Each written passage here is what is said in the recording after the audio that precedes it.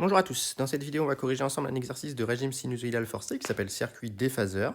Donc on va très vite comprendre dans la suite pourquoi il s'appelle ainsi. Et donc c'est un circuit composé de deux blocs en dérivation, deux blocs RC, un bloc CR et un bloc RC qui sont l'un et l'autre en dérivation aux bornes d'un générateur sinusoïdal de tension E égale E cos oméga t. Et donc on va essayer de calculer une tension U de t qui s'appelle VA-VB entre deux potentiels A et B représentés sur le circuit. Et donc pour cela on va introduire astucieusement un potentiel intermédiaire qui s'appelle X, qui est le potentiel de la branche que je viens de représenter en violet. Et on va simplement s'apercevoir que U de t, qui est égal à VA moins VB, eh bien, par une opération blanche, je peux l'écrire plus Vx moins Vx.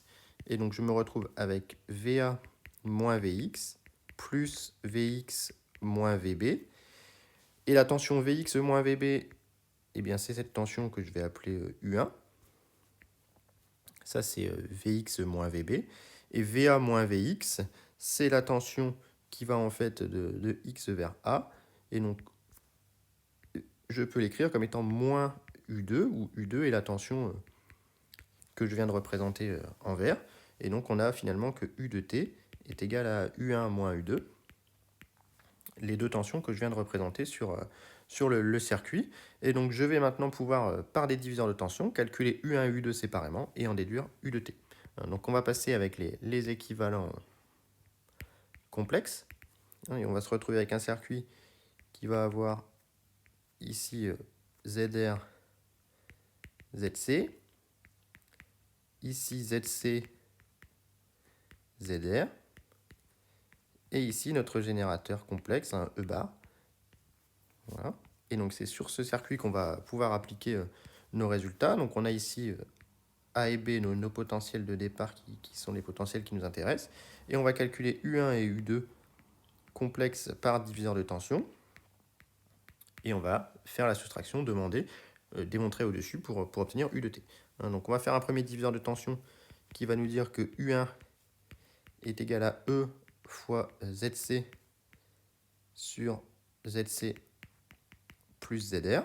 Et donc en simplifiant un petit peu tout ça, on va se retrouver avec E fois 1 sur J oméga C divisé par 1 sur J oméga C plus R, soit U1 qui est égal à E, on multiplie tout par J oméga C fois 1 sur 1 plus J oméga RC. Et de la même manière, par diviseur de tension, on va trouver que U2 est égal à E fois, cette fois-ci ZR, puisque la tension elle est branchée aux bornes du résisteur de résistance R, sur ZR plus ZC, c'est-à-dire E fois R sur R plus 1 sur J oméga C. Et de la même manière, je multiplie par J oméga C, et j'obtiens que U2 est égal à E fois J oméga RC, divisé par 1 plus J oméga RC. Donc voilà ce que l'on a obtenu. Le dénominateur, ici, si on regarde bien, il est en fait commun. Donc ça va nous permettre d'avoir quelque chose d'assez simple quand on va faire la soustraction, puisqu'on a vu que U, c'est égal à U1 moins U2. Et donc en factorisant par E de t, eh bien, je vais me retrouver avec 1 moins J oméga RC sur 1 plus J oméga RC. Voilà ce qu'on obtient. Et donc ce qui est assez étonnant comme résultat, c'est que le numérateur et le dénominateur de notre fraction sont des complexes conjugués, ce qui fait qu'on va avoir une propriété remarquable pour notre circuit. Donc petit U de t, voilà, on l'a calculé. On va nous demander maintenant la valeur efficace, U efficace de U de t. Donc on va peut-être préciser nos notations complexes. On a que E de t, c'est égal à E cos oméga t. C'est donc égal à E efficace racine de 2, pardon, on est en complexe ici, donc c'est exponentielle j oméga t. Il n'y a pas de phase à l'origine dans la tension du générateur, au vu de l'énoncé. Et donc la tension U, elle va s'écrire ici U efficace racine de 2, exponentielle j phi, exponentielle j oméga t. Et donc si on injecte ça dans ce qu'on a obtenu avant, eh bien on va se retrouver avec U efficace racine de 2, exponentielle j phi, égale, les exponentielles j oméga t se simplifient, E efficace racine de 2 fois 1 moins j oméga RC divisé par 1 plus j oméga RC. Et donc pour obtenir la valeur efficace, on prend le module et on va se retrouver avec U efficace qui va être égal à E efficace. Les racines de 2 se simplifient. Le module de l'exponentielle j phi vaut 1 fois module de 1 moins j oméga RC divisé par module de 1 plus j oméga RC. Et vous savez tous que le module d'un complexe et de son conjugué sont égaux. Donc on a U efficace qui est égal à E efficace, quel que soit oméga. On n'a pas de dépendance en oméga dans ce résultat.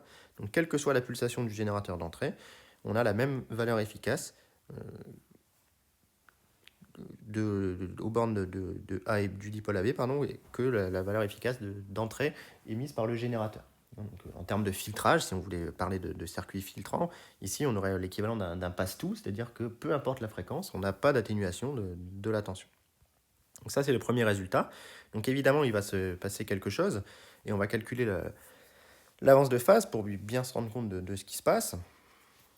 Et donc on a depuis notre équation étoile toujours, on a que U efficace exponentielle j phi est égal à E efficace fois 1 moins j oméga RC divisé par 1 plus j oméga RC. Et donc cette fois-ci, en passant à l'argument, on va se retrouver avec phi qui va être égal à l'argument de 1 moins j oméga RC moins l'argument de 1 plus j oméga RC.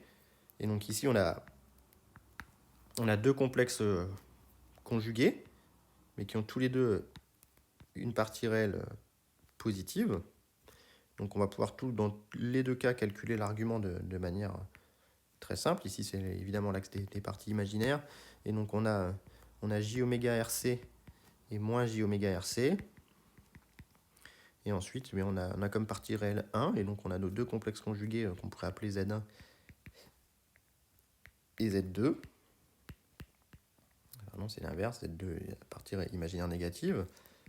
Et donc on peut calculer de cette manière-là les arguments à l'aide d'une arctangente, par exemple ici, l'arctangente de oméga RC. Le J n'est pas là, évidemment, c'est la partie imaginaire. Et donc on trouve que phi est égal à moins l'arctangente de oméga RC,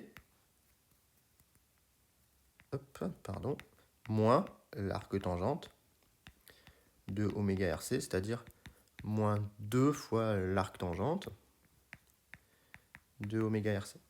Et donc finalement, on a comme propriété remarquable qui est phi de 0, c'est égal à 0 ici, tout simplement. On a UF égale E efficace en 0. Donc on a cette propriété-là. On a que phi quand oméga tend vers l'infini, on va se retrouver avec pi, ici, moins pi plutôt. Et ensuite, on a un point particulier qui est oméga égale 1 sur RC.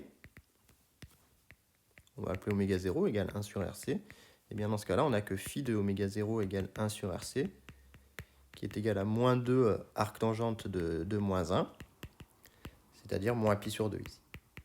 Donc finalement, si on regarde ce que devient phi de oméga, eh bien on va partir des pulsations nulles, on va passer à moins pi sur 2 en oméga du déphasage nul, moins pi sur 2, moins pi, et puis on a une valeur particulière ici en oméga 0 égale 1 sur RC, où on doit passer ici, et après votre déphasage, il a une allure d'arctangente, il finit en moins pi, et il démarre de 0. Donc voilà pour ce circuit déphaseur. Donc il s'appelle circuit déphaseur puisque on a vu qu'il ne modifiait pas l'amplitude de la tension, mais par contre il modifie la phase, il peut déphaser de 0 jusque moins pi. Et donc c'est un circuit intéressant puisque parfois vous avez besoin de déphaser des circuits. Et l'avantage c'est qu'ici on a un déphasage mais on n'a pas d'atténuation, contrairement à un filtre, par exemple un filtre passe bas ou un filtre passe haut, où vous savez qu'on peut avoir du déphasage entre 0 et pi sur 2 ou entre pi sur 2 et 0, mais pour lequel vous avez la plupart du temps de l'atténuation, ce qui n'est pas le cas ici au vu de ce qu'on a obtenu avec U efficace qui est égal à E efficace. Donc voilà pour cet exercice. Si la résolution n'était pas claire, n'hésitez surtout pas à poser vos questions dans les commentaires, j'essaierai d'y répondre. Bonne journée.